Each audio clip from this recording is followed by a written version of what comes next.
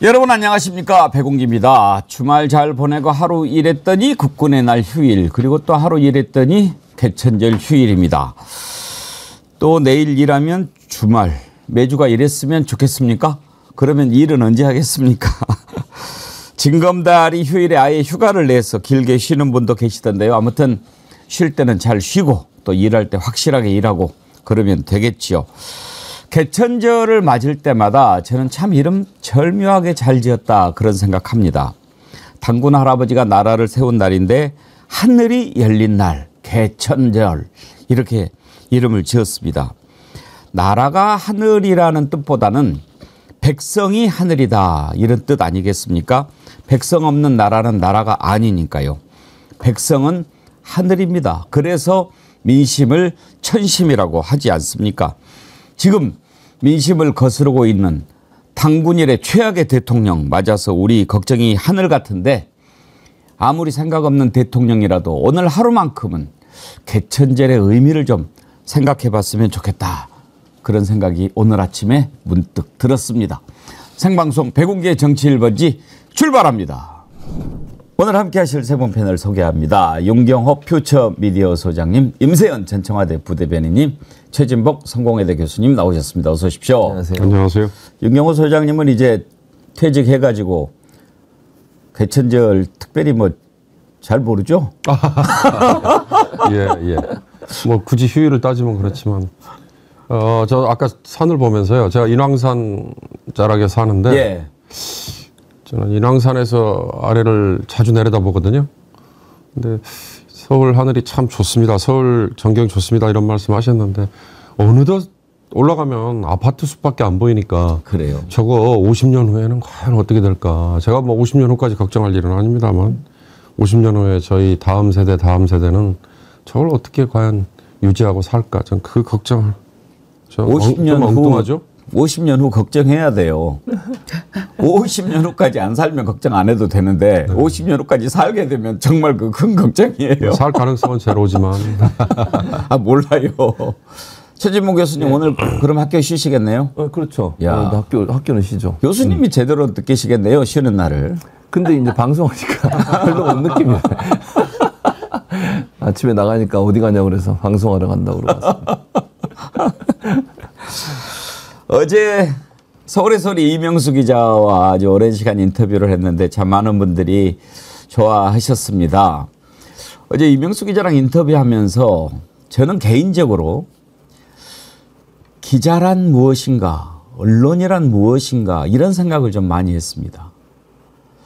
이명수 기자는 본인 얘기했던 대로 어떤 뭐 레거시 미디어에서 기자 훈련을 제대로 받은 그런 사람이 아니잖아요. 그런데 지금 이명수 기자가 하는 만큼 하고 있는 기자들, 또 서울의 소리만큼 소리를 내는 언론사가 어디 있습니까? 참 그런 걸 보면서 언론 환경도 생각해보고 기자란 무엇인가 이런 생각을 좀 해봤습니다. 오늘 2부에서는 또 뉴스타파 봉지욱 기자 저희가 만나볼 텐데요. 봉지욱 기자도 요즘 참 고생 많이 하죠. 임세연 대변인은 이분들 다 한 번씩 만나보셨나요? 네, 뭐 술도 몇 번씩 먹었고 잘 알죠. 그리고 이명수 기자 같은 경우는 예전에 디올백 뭐 할 때도 뭐 같이 일부 약간 취재에도 제가 좀 도움 드린 적도 있어서 뭐 저랑 아주 막역한 관계입니다. 얼마 전에도 만났고 봉지욱 기자하고 서로 친구라고 그러더라고요. 맞아요. 예. 같이 이렇게 다 봤던 것 같아요. 그래요? 예. 임세연 대변인한테 술 안 되죠, 그 사람들? 근데 또 잘 안 드세요, 그분이. 아, 그래요? 네, 그러니까 뭔가 취재를 계속 해야 된다는 생각과 누가 혹시 뒤에서 공격할 수도 있는 수도 있어서 그런지 모르겠는데 정말 조금만 딱 한두 잔만 먹고 그냥 거의 술 안 드시더라고요. 아, 그러던가요? 예. 예. 자, 오늘 첫 번째 이슈로 넘어가 보겠습니다.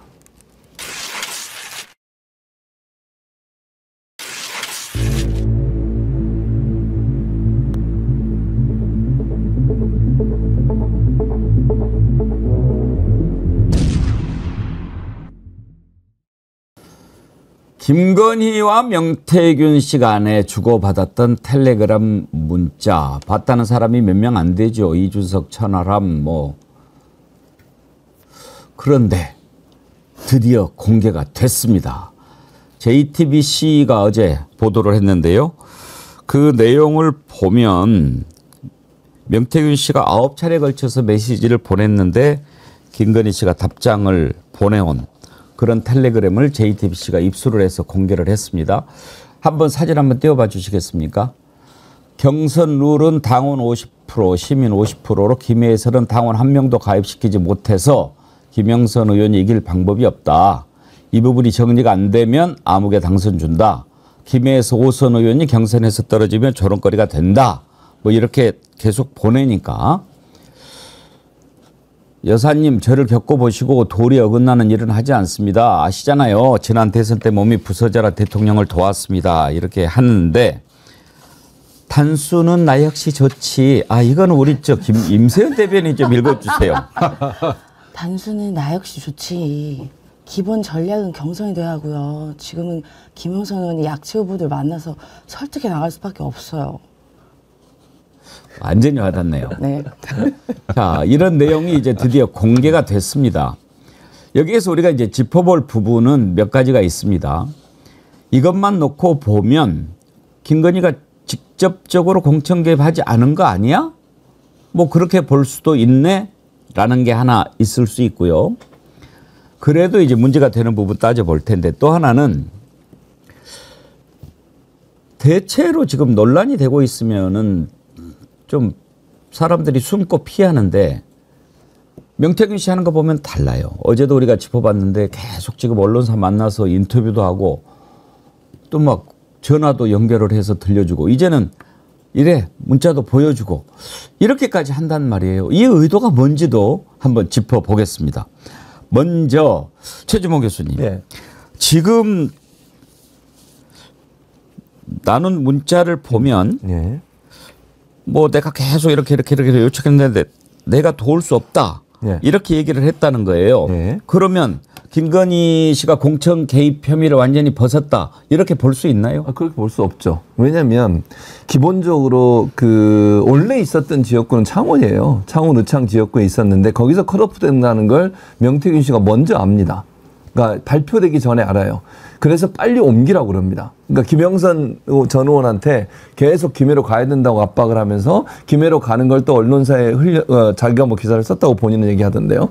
그 기사가 나오게 되거든요. 그리고 가요. 그러면 명태균 씨는 과연 누구와 연락을 해서 미리 정보를 알게 됐으며 첫 번째 의문이고요. 두 번째는 명태균 씨가 왜 김해로 가라고 했을까? 이 과정에서 다른 사람과의 연락이나 누구로부터의 지시나 누구로부터의 어떤 뭐 언질이나 이런 게 없었을까 이런 의문이 드는 거 아니겠어요? 그러니까 지금 저 상황에서 우리가 추측해 보건데 저건 이제 뭐 그거는 명확하게 텔레그램에 나오지 않았기 때문에 제가 단정적으로 말씀을 못 드리는데 추측해 보건데 김해 가라 하는 부분에 김건희 여사 혹시 소통이 있었지 않았나는 의문이 첫 번째 들고요.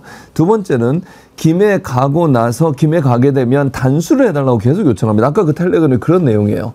단수를 해야 된다. 이거 경선 가면 진다. 지금 아니 그 창원에서 원래 국회의원 하는 사람이 그쪽 가서 아는 사람도 없는데 어떻게 경선을 하느냐. 이걸 계속 요구를 해요. 만약에 이제 추측입니다. 이거는 김건희 여사와 미리 얘기가 안 됐다고 하면 저런 요구를 하는 게 너무 이상하지 않습니까? 아니 단수 줘야 됩니다. 이 사람. 단수 줘야 되는 게 필요합니다. 왜냐하면 이 사람이 단수를 안 받으면 떨어질 확률이 높기 때문에 라고 하는 얘기가 나왔다고 하면 우리가 추측하고 예측을 해보면 이 부분이 어느 정도 공감대가 형성됐을 가능성으로 얘기를 볼 수 있는 거죠. 그래서 지금은 김건희 여사의 뭐 직접적인 문자라든지 아니면 이런 게 없어서 김해 가는 문제까지 어떻게 개입이 됐는지는 알 수 없지만 명태균 씨의 말이나 뉘앙스를 본다고 하면 이게 전혀 문제가 없는 또는 김건희 여사의 개입이 없는 것으로 보여진다 이렇게 보기는 어려운 상황이에요. 김건희하고 명태균하고 문자를 주고받은 사실은 확인이 된 거죠, 임세현 대변인. 네. 이거는 뭐 그 문자를 주고 받았다는 얘기는 우리가 굳이 실물을 보지 않았어도 이걸 본 많은 사람들의 정황이 이야기를 하고 있었습니다. 이거는 우리가 이번에는 확인을 한 거죠. 내용에 대해서 확인을 한 건데요. 실물 봐도 거짓말하는 사람들이라서. 뭐 그럴 수도 있었는데 뭐 다수가 봤다고 하니까 또 본인이 뭐 이 씨가 많이 여러 차례 봤고 또 뭐 통화 내역도 김건희 씨와 통화 내역도 공무원한테 들려줬다라는 얘기를 우리가 그 토대로 봤을 때는 이 부분에 대해서는 사실관계를 부인하기가 어려워 보입니다. 그런데 저 단어에서 사람들이 야 그럼 완결성 떨어진 거 맞네. 이준석 전 대표가 말한 것처럼 적에 다면 완결성 떨어진다라는 말이 또 어떻게 보면 합리적으로 들릴 수도 있어요. 그런데 저는 한 가지 궁금한 게 그러면 완결성 떨어진다고 하면요. 저 명태균 씨라는 사람이 왜 공천에 대한 여러 가지 상황들을 미리 사전에 압니까? 그거 아는 것 자체가 그건 불법이 요지가 다분한 거거든요. 그런데 본인이 말로는 여사가 말했는데 컷오프래라는 얘기를 이제 본인 입으로 얘기를 했고요.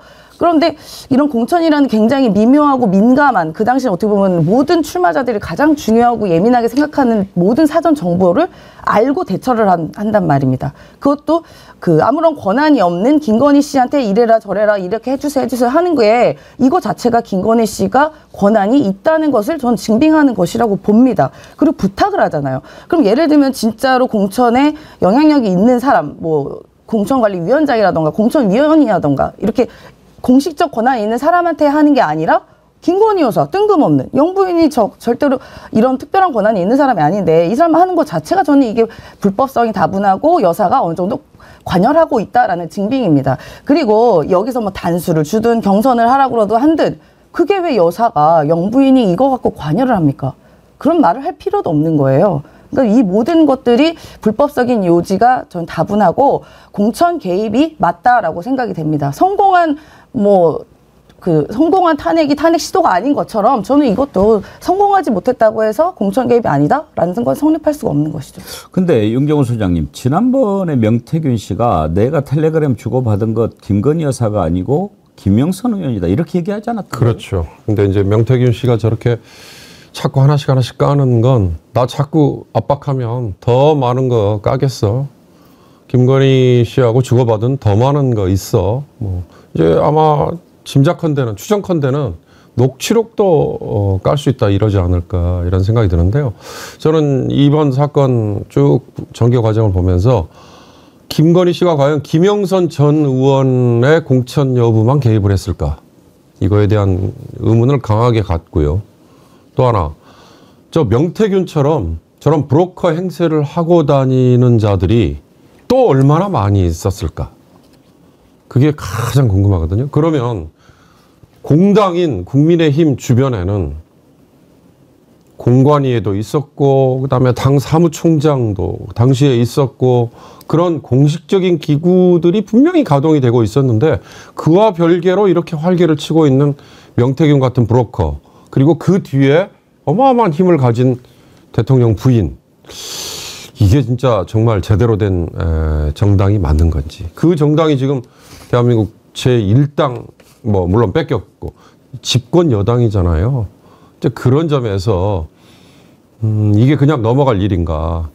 검찰이 명태균의 뭐 압수수색 했죠. 근데 휴대폰 뭐 가져갔는지 뺏겼는지 뭐 압수를 했는지는 모르지만 텅 빈 거 뭐 내놨을 가능성이 있다. 이렇게 지금 알려지고 있잖아요. 그러니까 저 텔레그램 주고받은 게 그냥 캡처된 것만 남아 있는지 아니면 텔레그램의 원본까지 확보를 할 수 있는 건지 그리고 그렇게 확보한 텔레그램이 그러면 또 이 불법 공천 개입, 불법 당무 개입의 기소 근거가 과연 될 수 있는 건지 앞으로 잘 주목해야 될 것 같습니다.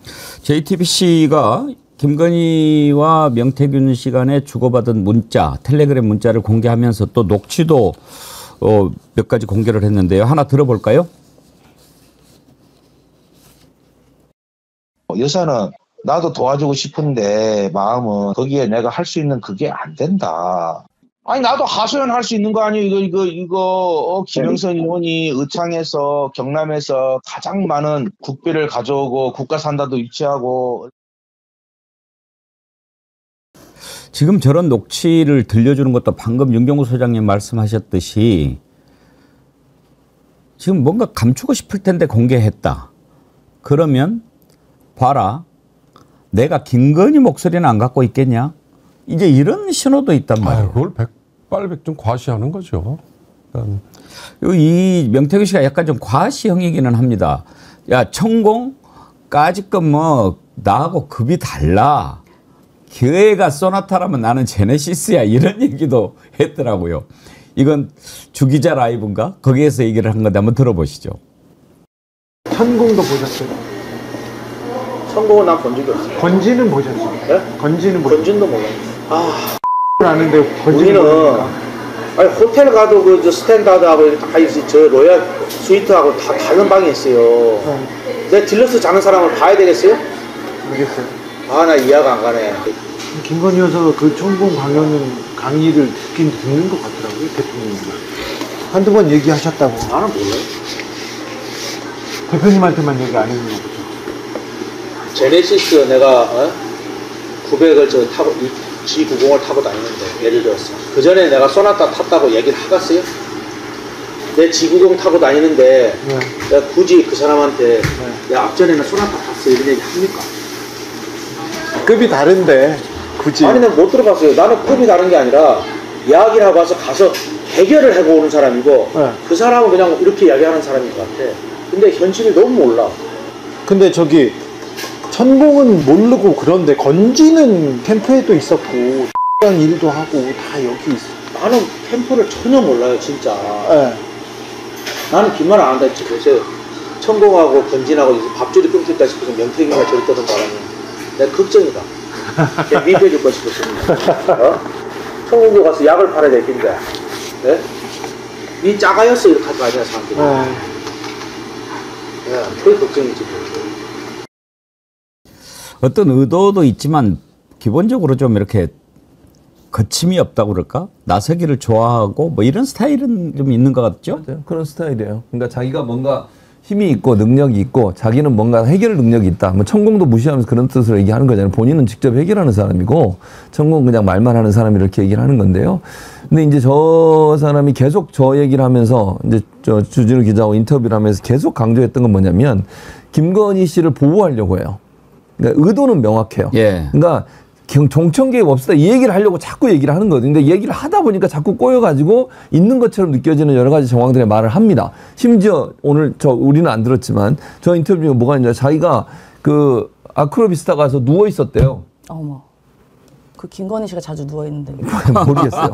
그런 표현을 썼어요. 근데 누가 와서 보고 놀랬다는 거야. 명태균 저기에 있어? 이런 식으로. 그 집에 들어가 본 사람 몇 명 없는데 그 중에 본인이 한 명이라면서 또 과시를 합니다. 그러니까 그런 과시의 영역으로 보면 명태균 씨는 명확하게 과시를 하는 사람이 맞아요. 두 번째, 자기는 마치 뭔가 좋은 일 한 것처럼 얘기하잖아요. 실제로는 저 모든 일에 돈이 연관돼 있습니다. 김영선 전 의원 당선시키고 나서 어떻게 했습니까? 세비 50% 가져간 거 아니에요. 그러니까 자기는 어떻게든지 김영선을 통해서 자기의 개인적인 어떤 이익을 챙기려고 하는 의도를 했다는 건 명확한 것이고요. 그런 점에서 저분은 뭐 정의롭거나 아니면 무슨 뭐 정말 정치를 잘해서 하는 사람이 절대로 아니고 본인의 이익 챙기기 위해서 많은 정치인과 연관돼서 활동을 했던 사람은 명확해 보이고, 두 번째는 김건희 씨와 매우 가까운 사이였다는 건 여러 번 본인이 얘기해요. 그러니까 이게 뭐랄까요, 과장해서 본인을 막 포장한 부분이 분명히 저는 있다고 보고요. 그걸 통해서 정치인과 연관돼서 본인의 이익을 챙기는 사람, 이렇게 정의하는 게 저는 맞다고 봅니다. 예. 지금 이제 명태균 씨가 이렇게 피어오르고 있는데 명태균이 나라를 절단낼지 김대남이 나라를 절단낼지 그건 아직 잘 모르겠습니다만 문제는 하나 둘 터져 나오고 있다는 겁니다. 임세현 대변인 보시기에 이제 시작이죠. 그렇게 보입니다. 지금 이제 뭐 시동도 안 걸었다는 얘기가 있어요. 그러다 보니까 이제 나온 게 확인되는 게 저 텔레그램 아주 단순한 메시지 하나랑 뭐 저 녹취인데, 뭐 실상 이제 정말 영상이나 뭐 좀 더 구체적인 정황의 이런 증거와 증언들이 나오면 이건 사실 무너지는 건 전 시간 문제지 않을까 싶습니다. 저는 이 이면에 이 명태균 씨라는 이른바 뭐 본인은 책사라고 이야기를 하고 뭐 정치 이 주변에서 뭐 여론조사 등등을 하셨던 분인데, 뭐 이런 분도 사실 뭐 권력에 접근하고 뭐 친하게 지내고 뭔가 과시하고 한 것도 저는 큰 문제지만요. 이런 분들이 끊임없이 주변에 있다는 그 대통령 부부가 저는 더 큰 문제라고 봅니다. 어쨌든 검찰총장까지 했고 대통령 후보까지 나왔던 사람이 자꾸 주변에 검증되지 않았던 사람들이 자꾸 옆에서 주변에서 뭔가 조언하고 뭔가 의사결정을 돕고 하는 게 이게 말이 되는 이야기입니까? 그러니까 물론 측근 정치만 하는 것도 좋지 않지만요. 이분 차라리 모르는 사람 아니에요. 그런데 이분이 무슨 뭐 단일화에 가가지고 그것도 무슨 교수와 거기 선대위원장과 합의를 하고 심지어 이준석 대표랑 입당하기 전에도 같이 서로 만나는 등의 여러 중요한 지점에 데리고 다니는 것. 저는 이게 바로 윤석열 대통령 부부의 가장 큰 문제고 이게 이 국정을 이렇게 만드는 지점 아닌가 저는 그렇게 생각됩니다. 근데 윤경호 소장님 복잡하게 생각할 거 없을 것 같아요. 뭐가 좀 이렇게 궁금하면 다 기본적이고 합리적이고 상식적인 것부터 시작하면 되는 거 아닙니까? 어찌됐든 녹취를 통해서 명태균 씨가 김영선 의원한테 국회의원 세비를 절반 딱 받았다는 것이 확인이 됐잖아요. 그러면 상식적으로 생각해 봤을 때 적어도 자기 세비 받아서 절반을 끝전까지 맞춰가지고 이렇게 줬을 때는 그래 당신이 나 국회의원 만들어줬어. 이런 확신이 있으니까 그렇게 주는 거고 그렇게 했을 때는 뒤에 누가 있다. 명태균이 혼자 어떻게 만들겠어요. 그렇게 생각하면 누군지 상식적으로 다 오지 않습니까? 아까 제가 그 대목을 이제 명태균이라는 정치 브로커의 위세 등등 기세 등등한 저 위세를 보면 그 처음에 뉴스토마토가 보도했던 그 녹취잖아요. 그때는 E라고 그러니까 김영선 의원의 아마 보좌진 예. 정도죠. 알파벳 E씨. 예, 명태균이 돈 보냈어? 그 당연히 내 거야? 이런 식의 뉘앙스. 정말 전 그걸 보고요. 김영선이라는 국회의원이 그 당시는 이제 4선까지 하고 5선 보궐선거에 돼가지고 5선을 채운 거잖아요. 이게 정말 대한민국의 수준인가 현실인가.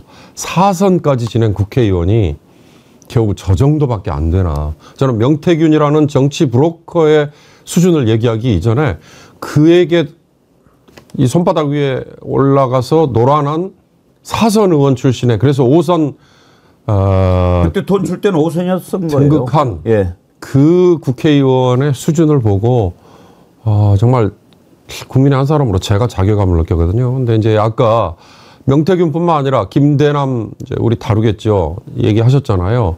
어저께 이명수 기자 그 이명수 기자에게 간 제보 중에 하나 김건희 씨가 새벽 1시에 경호원과 비서 대동하고 편의점에 가가지고 그 찍었던 그 취재 있지 않습니까? 그걸 보면서 아 대통령실 주변 비서로 일을 했던 사람이나 또는 그와 유사한 일을 했던 직원 아니면 경호처에서 근접해서 보좌했던 사람들 중에 내침을 당한 누군가가 있다면 분명히 양심선언이나 아니면 제보나 이런 것들이 앞으로 정말 속출하겠구나.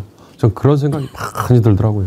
최진봉 교수님 보기에 예. 전국 국면을 전환시킬 결정적인 한 방이 명태균 쪽이 더 클 것 같습니까? 김대남 쪽이 더 클 것 같습니까? 제가 그냥 개인적으로 생각해 보면 저는 명태남 쪽이 더 클 거라고 명태균? 생각해요. 명태균. 예. 합쳐서 명태남이네요. 명태균 씨. 왜냐면 그 뉘앙스를 들어보면 대선 때부터 오랫동안 가까이 지낸 것 같아요. 그러니까 대선을 도와준 건 분명한 것 같고요. 그리고 거기에 대해서 윤석열, 김건희 두 사람이 상당히 고마워하고 있어서 끌려다니는 부분이 명확하게 있어요. 이 정도로 9번 문자를 보내고 심지어는 본인이 막 화도 냈다잖아요. 왜 안 해줍니까? 라고. 이 정도로 할 수 있는 사람은 그런 사람이 많지 않아요. 그리고 그 어제 그 주진우 거기서 얘기하는 걸 들어보면 뭐라 그러냐면 대선 끝나자마자 저는 그것도 전략이라고 보는데 전화했대요. 김건희 씨한테 전화해서 제가 뭘 도와드릴 게 없을까요? 라고 했더니 눈물을 흘리는 것 같았다. 이렇게 얘기해요, 본인이.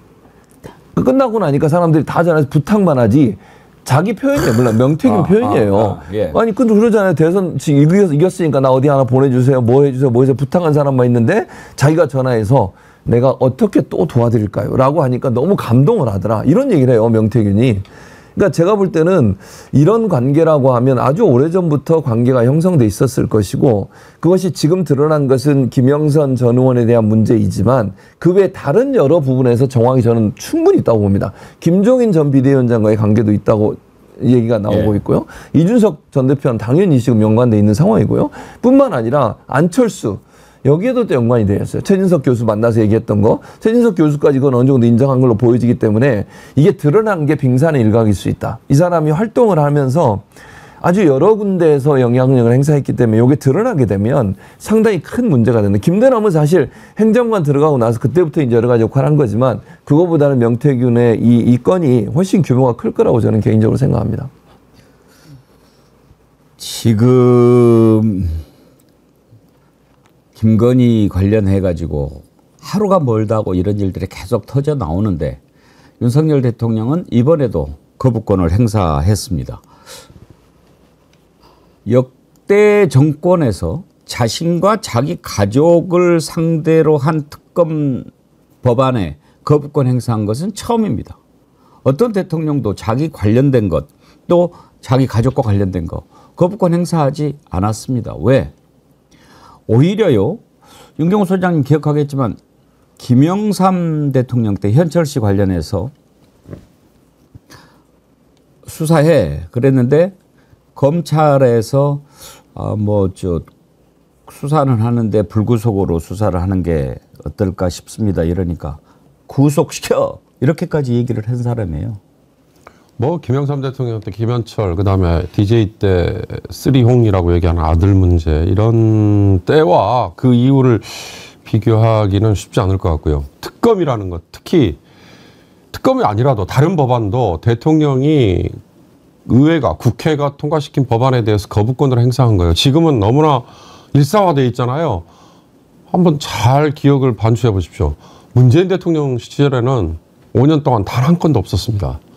박근혜 대통령 시절에 제 기억에 아마 2건이었을 겁니다. 그러니까 윤석열 대통령이 첫 간호법, 노란봉투법 등등의 어떻게 보면은 정책과 관련된 법안이었다 하더라도 그 거부권을 행사한 게 6년 반 만이었거든요. 그러니까 이 거부권 행사라는 걸 지금은 너무나 대통령이 행사할 수 있는 재의결을 해달라고 부의를 다시 하는 이렇게만 미화할 일이 아니거든요.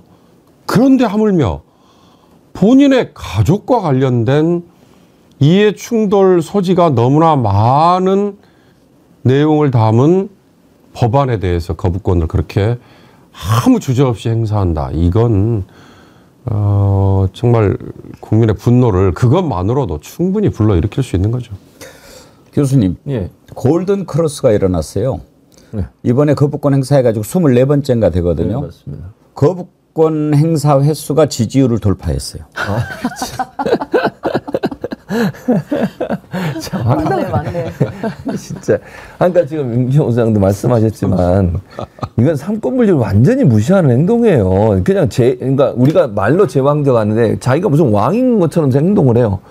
국회는 무시하고 국회는 민의의 정당이고 총선에서 그 정도의 결과를 보여줬다면 반성하고 국민의 민의의 전당에서 결정된 사안에 대해서 가능한 한 존중해야 되는 거 아닙니까? 진짜로 문제가 있다고 생각하지 않는 이상.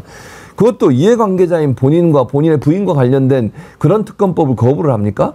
있을 수 있는 일이 아닙니다. 이거는 민주주의 파괴예요. 어떻게 이런 일을 서슴없이 이렇게 아무 거리낌 없이. 그리고 이 여당이라는 국민의힘은 그걸 또 좋다고 해달라고 요청을 하고. 이게 나랍니까 대체? 저는 도저히 이해를 못하겠습니다. 이런 상황을. 그러니까 이 거부권이라는 게 물론 대통령이 갖고 있는 고유의 권한 중에 하나이죠. 근데 이것과 대척되는 점이 이제 국회에서 탄핵권이라는 견제 장치가 있지 않겠습니까? 그런데 탄핵권에 대해서 저희가 검사 탄핵이라던가 법관 탄핵이라던가 등등의 여러 가지 장관 탄핵 등등에 대해서 이 부분은 도저히 검찰 수사도 하지도 않고 뭉개고 보호하기만 하기 때문에 탄핵권을 행사해요. 그런데 그 탄핵권에 대해서는 입법 독주니 폭력이니 국회 폭력이니라는 험한 말들을 쏟아내면서 본인들은 24개 법안이나 그동안 계속 거부권을 마치 자판기처럼 행했습니다. 그럼 도대체 일을 안 하겠다는 거 아니겠어요? 그러니까 이 중에는 물론 쟁점이 있는 특검 같은 사안들도 있겠지만 그 외에 국민 민생과 관련된 노란봉투법이나 이번에 25만 원 지원법이나 그런 민생 경제 이슈들도 분명히 많이 들어가 있어요. 그런데 그런 단 하나의 논의나 어떤 숙고의 과정 없이 얘따 오기만 해라 거부권 얘따 거부권 하면서 돌 던지듯이 하는 이 행태들이 저는 계속 문제고 이게 마치 본인의 그냥 주어진 권한이긴 하지만 그냥 막 쓰라고 하는 권한 아니거든요. 최소한의 입법을 견제하라는 그 장치를 최소한이 아니라 본인이 쓸 수 있는 최대한으로 쓰고 있어요. 심지어 국민의힘에서 올라간 입법도 거부권을 합니까? 도대체 국정을 하겠다는 거예요? 말겠다는 거예요? 이렇게 그러니까 모든 법안에 대해서 하기 싫으면요, 그냥 이 대통령직 내려오시면 됩니다. 예. 네. 이번에 거부권 행사하기 전에 국회에서 법률안 김건희 특검법 통과해가지고 넘어가니까 대통령실 관계자가 그렇게 얘기를 했다고 뉴스에 나오더라고요. 이제 그만할 때도 되지 않았나. 그걸 딱 보는 순간 누구한테 하는 얘기지? 대통령실 관계자가 그렇게 얘기해도 되나요? 대통령한테? 다른 말 하셨네요. 아니, 나 이번에 김대남 씨 녹취 이렇게 들으면서 그런 생각은 했어요. 전 그전에 도대체 저 안에 들어가면 다 이렇게 생각이 마비가 되나? 어떻게 저렇게 하는데, 제가 가장 황당했던 것 가운데 하나가 뭐 기자회견인가 뭐 간담회인가 하는데 한 59분 혼자 그 얘기한 게 있잖아요. 참, 어떻게 저렇게 하나? 그 안에서는 무슨 장치가 없나? 지금 그렇게 하면 안 된다는 얘기를 아무도 못 하나? 그리고 다 그게 옳다고 생각하나?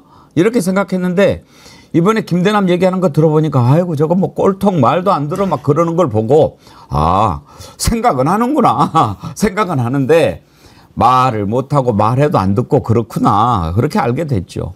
근데 저는 그걸 보면서 어떤 생각을 했냐면, 기본적으로 이제 대통령실에 있는 사람들은 어떤 생각으로 근무를 한다고 저는 생각을 하냐면, 대통령이 국정을 잘 운영해야 국가가 잘 돌아가고 그 일에 내가 한다는 보람을 느끼면서 대통령의 정책을 잘 보좌하는 역할을 해야 된다고 봅니다. 그런데 지금 말씀하신 김대남 씨의 그 말을 딱 들어보면서 아, 이게 대통령, 물론 제가 뭐 일반화시켜서 얘기할 수는 없겠지만 김대남 씨 하나만 보고 놓고 얘기하면 대통령실에 근무하는 저런 생각과 사고방식으로 일하니까 그냥 자기 이익 챙기는데 급급하지 않았을까 이런 생각이 들었어요. 대통령이 뭐 성공을 하든 말든 국가가 어떻게 돌아가든 말든 관심이 없는 거예요. 임세현 부대변인도 청와대에 있었지만 대통령이 잘 국정 운영을 잘해서 정말 국가가 나라가 발전하려고 노력한다고 하면 정말 뼈를 갈아가면서 일할 수 있는 거 아니겠어요? 근데 저 앉아가지고 어떻게 하면 한동훈 공격하지? 어떻게 하면 김건희 여사 비유 맞춰주지? 어떻게 하면 대통령 화 안 내게 하지? 이런 것만 생각하고 있으면 어떻게 운영을 했겠어요? 그러니까 저는 저런 사람들이 만약 그 대통령실에 있다고 하면 대통령실이 제대로 돌아가겠습니까? 제가 볼 때 자기 멋대로 돌아갈 거예요. 그냥 그 뭐라 그러죠? 자기 이익 찾아가고 이 사람은 저희라고 뭐 통합도 안 될 것 같고, 그러니 계속 이런 문제가 발생하지 않는가 하는 생각이 들고요. 그래서 이게 너무 황당하기도 하고 국민들은 너무너무 뭐라 그래야 되죠? 이게 국민들이 불쌍한 상황이 돼버린 거죠. 그러니까 대통령실에 근무하는 사람들의 충성심이든 아니면 정부나 국가에 대한 어떤 의무감 이런 부분들이 결여된 게 아닌가 이런 생각이 드는 대목이라고 생각합니다. 아무튼 명태균이가 될지 김대남이가 될지 이제 슬슬 시작을 하고 있는데요. 일단 명태균은 김건희를 직격하고 거기에서 이제 뭔가가 나올 것 같다고 한다면 김대남 건은요.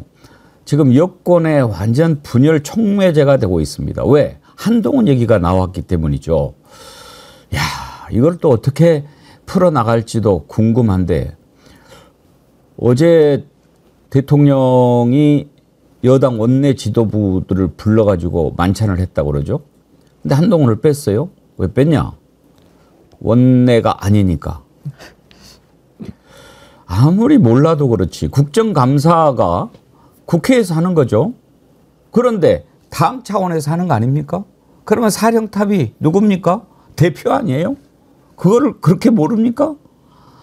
그러면 원내가 아니라서 안 불렀다라고 하면은 국민이나 국민의힘 사람들이나 한동훈이나 아 그렇구나 그렇게 얘기할까요? 이거 뭐 건들거리기만 하지 졸장부도 이런 졸장부가 없어요. 그런데 저는 이게 매우 큰 실수를 하고 있다고 생각합니다. 뭐 우리가 보기엔 실수가 아닌데 잘하고 있는데 이 내용 한번 다뤄보죠. 한동훈이가 너무 쉽게 이제 말을 툭툭 내뱉은 게 섭섭한 거지. 자기를 그래도 믿고 시켰는데 한동훈이가 그거 죄송하다고 했어. 맞아. 무릎 딱 꿇었어. 딱 꿇었어. 대통령도 원래 또 약간 그런 것도 욱 성질 내다가 또 그렇게 하면 또 풀어지잖아요. 양마 스타일이. 그래서 그냥 쿨하게 또 푸는 거야. 그러니까 둘 다 전문 감각이 떨어지니까 그런 일이 벌어진 거야. 그렇죠. 뭣도 모르는 비서실장 그건 또 쫓아가가지고 그거 왜 가가지고 말을 하나 그런 거. 그러니까 아니 그러면 서천 시장 가기 전에 한동훈이 무릎 꿇은 거예요? 아 그것 때문에 일부러 그거 가졌잖아. 일부러. 그럼 다 가실 거지. 아이고 서천 그런 거 이제 가지고 다 거기서 퍼포먼스 해줬잖아. 그렇죠. 심시로 주느라고. 그래 네가 그래 하고 그러니까 딱 그다음에 이제 그다음에 나오는 멘트 봐. 내가 언제 그 여사님 뭐 사과를 한 적이 있냐고 딱 나오잖아. 그럼 끝난 거야 그걸로. 참, 저 김대남 씨도 특이한 사람이에요. 이명수 기자는 어제 이제 만나봤는데 참 마력이 있더라고요. 상대방을 무장 해제를 시켜요. 통화할 때 되게 뭐 고향. 아무개 기자입니다. 뭐 이렇게 하면 좀 긴장하잖아요. 근데 이명수 기자는 막 그 이웃집 아저씨 같이 뭐 이웃집 동생처럼 하니까 형님 동생 하니까 쭉쭉쭉쭉쭉 이야기하는데 지금 저기는 또 다른 기자하고 통화하는데도 그걸 또 막 이야기를 하네. 다 해. 어디까지 이게 버튼 누르면 얼마나 더 나올지 모르겠어요. 그러니까 좀 기대가 되네요. 또 뭐, 무슨 얘기가 나올지. 저렇게 가볍고 무능하고 최소한의 의리와 충성심도 없는 사람들이 대통령실에 있으니까 지금 이 사단이 나는 거 아니겠습니까? 아무리 뭐 우리가 직장 생활할 때도 그냥 일반 직장 생활할 때도 상사가 마음에 안 들 수도 있고요. 상사한테 혼나면 기분 나쁠 수도 있어요. 그런데 그런 이야기를 내부적인 치밀한 어떻게 보면 또 예민한 이야기를 그것도 기자한테 저렇게 나불나불 거리지 않거든요. 전 나불나불이라고 하겠습니다. 예. 그러니까 청와대에 있을 때도 보면 그러니까 저런 얘기 자체를 할 수도 없고 저런 내용도 알 수도 없어요. 일부 몇몇 빼고는요. 그런데 저 시민사회 비서관도 아니죠. 사실 그냥 행정관인데 그 단위까지 저런 내용이 아는 거 정도면 지금 어느 정도 대통령실의 기강과 시스템이 다 무너져 있는가를 확인해 볼 수 있다라고 저는 이게 단적인 예라고 보여집니다. 그러니까 이제 한마디로 보면 약간 맞지도 않은 그 대통령 자리에 그 어떤 분들이 앉으면서 권력 횡포를 하다 보니까 이런 일이 일어난 거고 그러면서 그걸 이용하는 자들이 옆에서 계속 생기는 거예요. 네. 하여튼 가볍고 경박하고 막 이런 건 있는데 말하는 거 보면 또 틀린 말은 안 해요. 그러니까 본인이 알고 있는 거, 그다음에 주워 들은 거 이게 이제 막 뒤섞여 가지고 이제 뿜어져 나오잖아요. 근데 저는 지금 규명이 돼야 될 것 중에 하나라고 보는데 왜냐하면 지금 대통령실에 난맥상을 파헤칠 수 있기 때문에 저 김대남이라는 친구가 선임 행정관까지 하고 아니었대요. 선임 아니었어요? 그럼 하여튼 행정관까지만 하고 나왔잖아요. 선임도 아닌데 그러면 비서관 직무대리를 해요? 네, 그러니까 승진을 안 시켜준 거죠. 이것까지. 그러니까 그 당시에 전광삼 네. 그 시민행정관실 거기에 비서관이 아마 공석이었던 거죠. 그래서 이제 대행을 했다는 건데 하여튼 그런 정도의 직급인데 어떻게 서울보증보험 감사를 꿰찰 수 있었느냐. 그러니까 대통령실 내에 이제 그 전리품 나눠 먹듯이 그만두고 나가는 친구들에게 자리를 하나씩 주잖아요.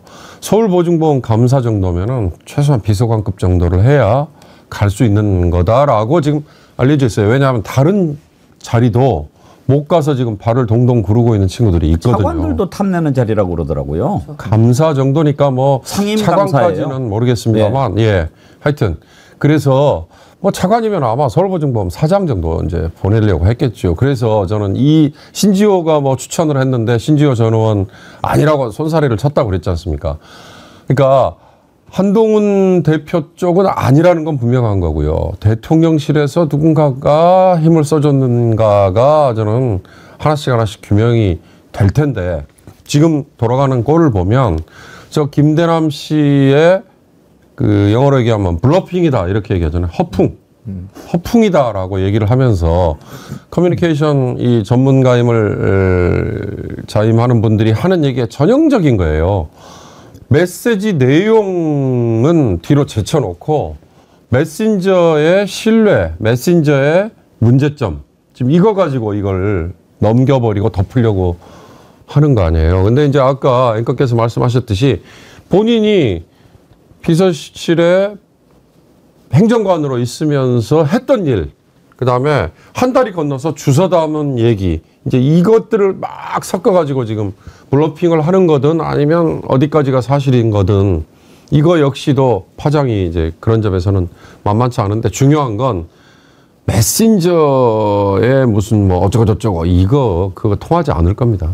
저 서울 보증보험 상임감사 자리가 뭐 연봉 2억이 넘는다 그러더라고요. 3억이 넘는 걸로 알려져 있습니다. 3억이 넘어요? 왜냐하면 업추비 공공기관에 가깝거든요. 예. 서울보증보험이 형태는 민간 회사이지만 그런데 대개의 경우에 상임감사는 기관의 넘버 2 대우를 해줘요. 예. 그래서 여기는 그리고 민간 금융회사에 적용을 하기 때문에 그쪽 업계에서는 증권금융이라는 곳하고 서울보증보험이라는 이 두 군데는 회사의 사장 그다음에 감사 여기는 다른 공기업하고는 좀 대우가 다릅니다. 근데 본인이 그런 이야기를 한 적이 있잖아요. 이명수 기자하고 전화 통화하면서 나 공천 뭐 떨어졌어도 나 뭐 어떻게 하겠어. 가만히 있다가 한 자리 주면 가야지 이렇게 했다가 나중에 이거 내가 딱 집어서 간 거야. 그렇게까지 또 얘기를 했거든요. 아니 그렇게 좋은 자리를 일개 행정관이 딱 집어서 그렇게 갈 수 있나요? 그러면서 여기가 얼마나 참 알짜 자리인가 또 자랑을 하고 막 과시를 해요. 그 내용 한번 들어보시죠. 그래. 예, 선배님. 그래. 아이고, 뭐, 어디 휴가 안 가십니까? 종로에 있는 예. 그 서울보증보험이라고 들어봤지? 알죠, 형님. 그 서울보증보험의 감사로 내가 출근해. 차 주고 기사 나오고 뭐. 차도 나와요, 형님? 그럼, G80 뭐 이런 거 나오고, 제너시스 하나 나오고, 예. 그 운전기사 하나 붙여주고, 그 다음에 비서 하나 생기고, 예. 그 다음에, 뭐 그냥, 카드 갖다 주고 뭐. 연봉도 꽤 세겠네요, 선배님. 뭐, 그렇지. 다른 공기업보다는 좀 세지. 그래요? 선배님이 선택하신 거예요? 아니면 내가 선택했지, 찍어가지고. 찍어가지고요? 그러니까. 거기가 좋다는 소식을 내가 딱 괜찮다는 얘기 듣고. 예. 왜냐면 딴 데는 2년인데, 일단 3년이니까. 3년이면 뭐, 예. 우리 정부 있을 때까지 다 있는 거지. 감사면 되게 높은 자리인데, 그 자리? 높지. 그렇죠. 2인자지. 그렇죠. 2인자라도 사장이 뭐라 못하는 자리지. 왜냐면 그 상임감사는 정부에서 파견 나온 감사라. 망고 땡이야, 사실 감사. 사장보다 편하다. 아이고. 좋지. 행복하네요. 행복. 겁나게 좋지. 망고땡. 아니 근데 진짜 너무 특이한 게 어쨌든 공무원 막중한 책임을 갖고 있는 공무를 한 분이잖아요. 행정관도 3급이긴 하죠. 굉장히 높은 자리거든요. 그런데 어떻게 저런 단어 수준을 이렇게 구사하는지 우리 뭐 영부인께서도 사실 그 단어 수준 보면 막 오야붕이니 뭐 그렇게 막 쓰시는 거 보면 그런 게 매우 결이 비슷하다. 저 그렇게 느껴지네요. 그러니까 일단 첫 번째 저 상급이라고 하지만 행정관이 감사로 갈 수 있는 건 이례적인 현상이잖아요. 일반적으로 우리가 그렇게 할 수 없는 상황이라고 보여지거든요. 그만큼의 뒷배가 있었다는 의미를 첫째로 이해하고 싶고요. 그게 연관된 게 김건희 여사가 좋아할 거라고 하면서 한동훈에 대해서 공격해줘라고 하는 기자와의 통화예요. 그럼 두 개는 연결될 수밖에 없다고 저는 봅니다. 뒷배가 누구냐 하는 부분에 있어서 의심을 살 수 있는 부분은 김건희 여사나 김건희 여사 측이라고 볼 수밖에 없어요. 그렇지 않고서 어떻게 저렇게 적극적으로 나서가지고 한동훈 대표를 공격해달라는 걸 진보 성향 매체에 얘기를 합니까? 직접 이게 얼마나 위험한 상황인지 본인도 알 거 아닙니까? 그걸 이용해가지고 뭔가 본인의 이익을 챙기겠다는 거 저런 게 만약 나가면 이제 실적이 되는 거잖아요. 본인한테는 자랑도 하고 예를 들면 명태균 씨도 그랬잖아요. 기사 빨리 써서 여사님한테 보여줘야 돼 라고 하면서 기사 빨리 쓰라고 그래요. 그 모든 연결고리가 지금 가리키고 있는 것이 김건희 씨라니까요. 이게 문제라는 거예요, 제 말은. 이런 여러 군데에서 본인의 이익을 챙기는 행위들이 일어나고 있는데 그 행위를 일어나는 배경에 김건희 여사가 김건희 씨 얘기가 나오는 것은 이게 큰 문제인 거예요. 그 커튼 뒤에서 들리는 얘기로는 김대남 씨가 강릉 출신이더만요. 강릉. 예. 그래서 그 이명수 기자도 처음에 접근을 할 때 친해질 때 동향.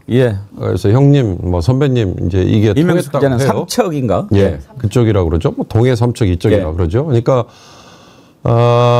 지금까지 알려져 있기로는 권성동 의원이 이 김대남 씨를 서울보증보험의 감사로 가는데 역할을 했다. 이렇게 알려져 있어요. 근데 왜 권성동 의원이 저 김대남 씨를 챙겼느냐? 김대남 씨가 원래 강릉 출신이고 그쪽 강원도를 기반으로 일종의 시행업 같은 걸 해서 이제 경제계 쪽에 나름대로 발도 있고 본인의 경제적인 기반도 쌓았다고 하죠. 쌓았다고 들려져 있습니다. 그리고 나서 이제 이 캠프에 관여를 하고 대통령실에 들어가고 그리고 용인에 출마를 하기 전에 실은 강릉에서 먼저 출마를 하려고 뛰었어요. 그러니까 권성동 의원이 보기에는 뭐 약간 잠재적으로 본인의 이제 다음 그 지역구에 이 김대남 씨가 위협적인 인사 중에 하나 정도로 아마 생각을 했던 것 같고 또 하나는 나름대로는 뭐 역할 기여를 했다. 이걸 인정해 준 뭐 그래서 이제 알려진 바로는 권성동 의원이 상당히 많은 추천과 뭐 중요한 작용을 해서 지금 서울보증보험 감사로 간 걸로 예. 그렇게 돼 있는데 제가 보기엔 우리 임 대변인도 그 말씀하셨지만 과연 그 정도 힘으로 해결될 일인가 아니면 더 센 뒷배가 있는 건가 이제 이런 것들이 나오지 않을까 싶습니다. 프로치 아이디 쓰시는 분이요. 이분께서는 이렇게 팩트 체크를 자주 해주시는데 제가 항상 감사드립니다. 연봉 1억 6천에 성과급 1억 5천 정도 그리고 차량 및 운전기사 제공됩니다. 이렇게 또 확인을 해 주셨는데 그렇군요. 3억이 넘네요. 그러니 뭐 망고 땡이죠. 망고 땡인데 이제 문제는 어떻게 일개 행정관이 그렇게 좋다고 하는 자리를 본인이 콕 찍어서 나 여기 갈래 하면 갈 수 있냐 이거예요. 이 부분을 좀 짚어봐야죠. 짚어볼 건 짚어봅시다. 미긍아님, 명태남 씨 뭐라고 하지들 마세요. 다들 구국 인사드립니다. 예, 그래도 이건 짚어봐야 됩니다. 물개님 말씀대로 백은 디올백이 아니고 건이백이 최고 그러셨는데 뒤에 누가 있을까 정말 궁금해요. 근데 이제 그 전에 보면 야야야 이렇게 하면은 김건희 엄청 좋아할 거야 막 이렇게 지금 이야기하고 그러지 않았습니까? 일단 김대남 씨 입을 통해서 한동훈이 야 저기 해서 좀 날려 그러면 좋아할 거야 라고 한 사실이 드러나니까 한동훈 대표 엄청 열받았죠. 그리고 지금 친한계가 들고 나서 가지고 문제 삼으려고 하고 그리고 한동훈 씨가 이제 감찰을 지시했습니다. 이거 확실하게 진상을 밝혀야 된다. 뭐 진상 밝혀 다 알면서 아무튼 이제 이건 용산에 대한 선전포고죠. 좋아 한번 붙어보자. 한번 붙으면 누가 죽나 보자 이렇게 하는 것 같은데 그렇게 하니까 김대남 씨가 곧바로 나 탈당하고 이제 나가버려요. 탈당하면은 감찰 못하나? 그건 궁금한데.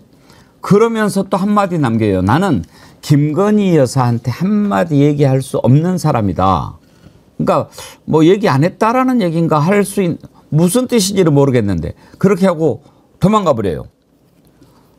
그래도 감사 자리는 그대로 있죠 지금. 그대로 있어요. 감사는 하고 있고 국민의힘은 일단 조사는 계속 하겠다고 그럽니다. 탈당을 해도.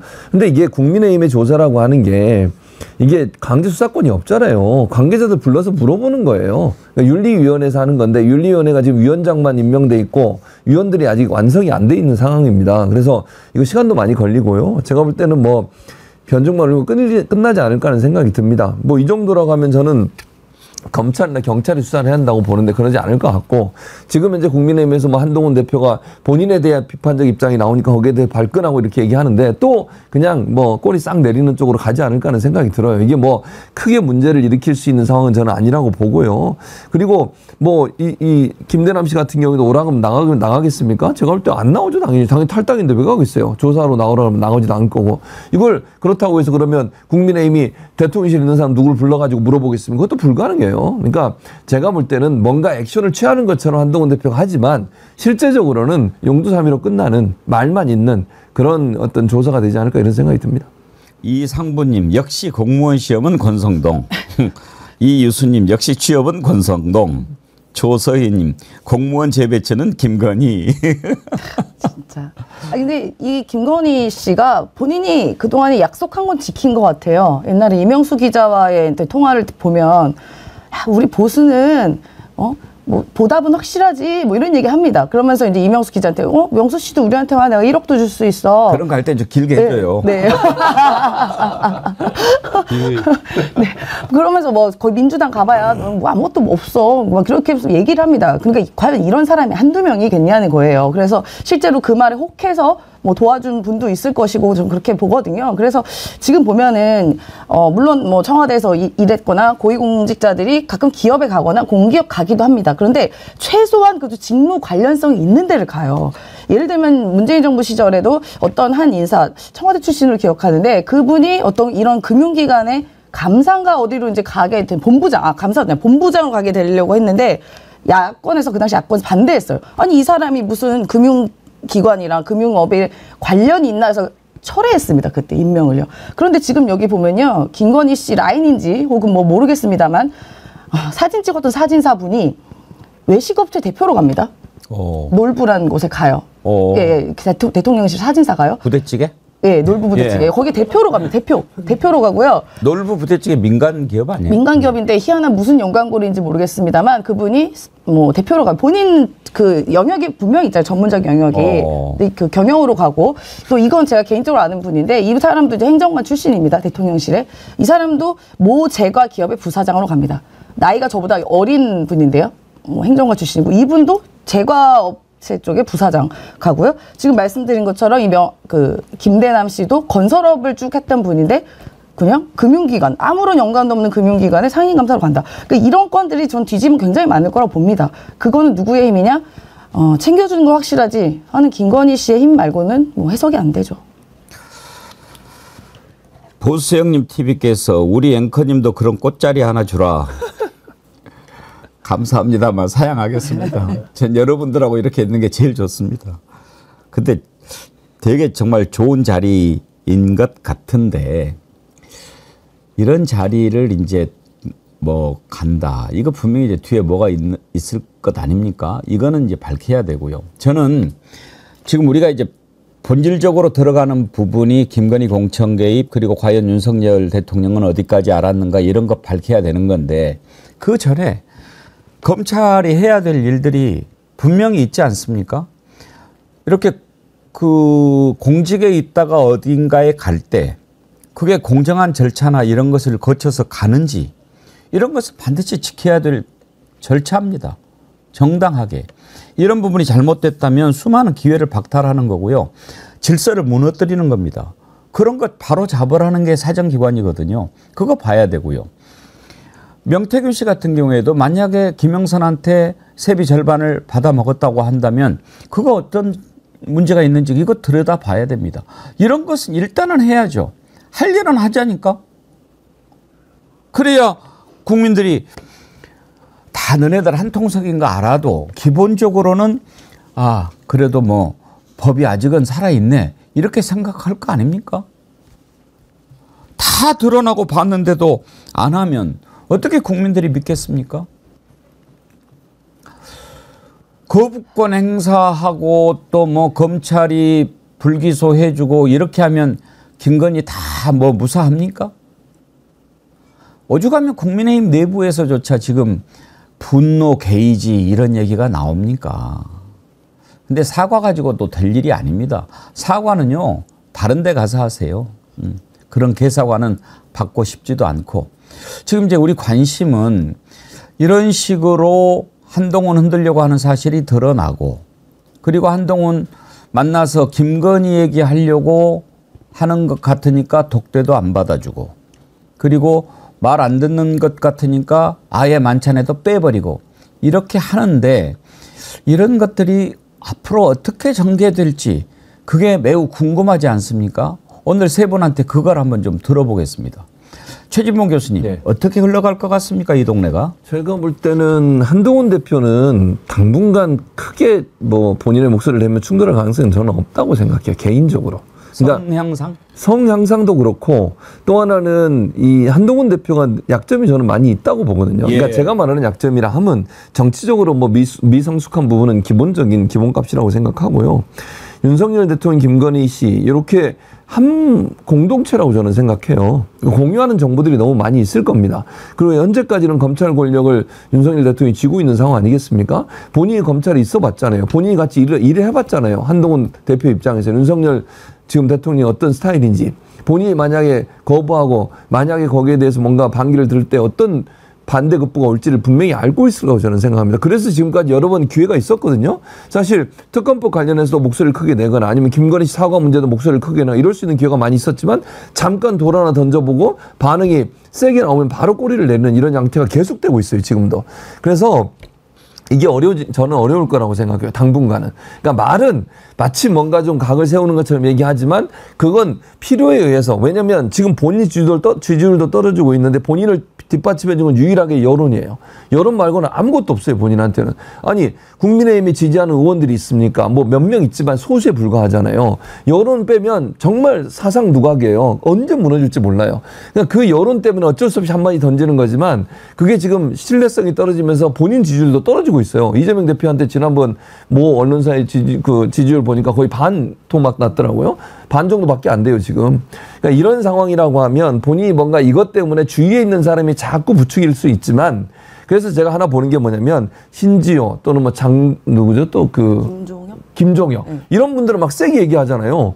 근데 본인은 정작 그렇게 얘기 안 해요. 보면 이런 점으로 본다면 당분간은 이 상태로 계속 갈 거다. 근데 제가 한동훈 대표한테 충고를 한마디 하자면 이러다간 본인도 죽어요, 같이. 본인이 살 길은 밟고 일어서야 됩니다. 윤석열 대통령의 문제점을 같이 지적하고 특검법도 찬성해서 통과시키고 이런 방법이 아니면 본인이 대선 후보로 끌 수 있는, 대선 후보로서 끌 수 있는 일은 거의 불가능한 일이 될 거다. 저는 그렇게 봅니다. 임수영 대변인 전망은 어떻습니까? 이게 대통령이 바뀔 가능성은 전혀 보이지 않고, 뭐 여사 포함해서요. 바뀔 거면 진작 바뀌죠. 그렇죠. 뭐 그 나이 들어서 뭐 바뀔 것 같지는 않고 어떠한 무슨 뭐 우리가 심판을 내려도 전혀 미동도 없기 때문에 당분간은 한동훈 그 대표가 잠깐 꼭지가 돌지 않고서는 저는 이 상태가 계속 지속될 거라고 봅니다. 일단 한동훈 대표가 없는 게 너무 많아요. 일단 기계가 없습니다. 그러니까 본인이 싸우려면 싸우고 아니면 편이 되려면 편이 확실히 되고 뭐가 딱 있어야지 이건 편인 듯 아닌 듯 무슨 싸울 듯 말 듯 한 그런 기계가 없습니다. 그 다음에 또 없는 게 정무 감각이 또 없어요. 그러니까 침묵을 해야 될 때, 안 해야 될 때, 말해야 될 때, 어떤 말 해야 될지 이런 게 이제 TPO라는 게 다 있는 건데 그게 진짜 다 어긋나는 일을 하거든요. 그러니까 정무 감각이 없고 그러니까 보니까 사람이 없습니다. 아니 그 8명 통과시킬 사람이 없습니까? 어떻게? 그런 사람조차 만들지 못한 그 대표를 누가 믿고 그 8명이었다가 빠질 것 같아요. 저거 보고 어떻게 저를 제일 믿고 내가 가겠어. 하지 않겠습니까?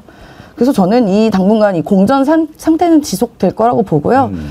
뭐 한동훈 장관께 조언 드리고 싶은 것은 그냥 윤석열 대통령, 윤석열 이 부부와 그냥 선을 확실히 딱 긋고 차라리 야당 쪽에 동조를 하십시오. 네. 그럼 본인이 큽니다. 네.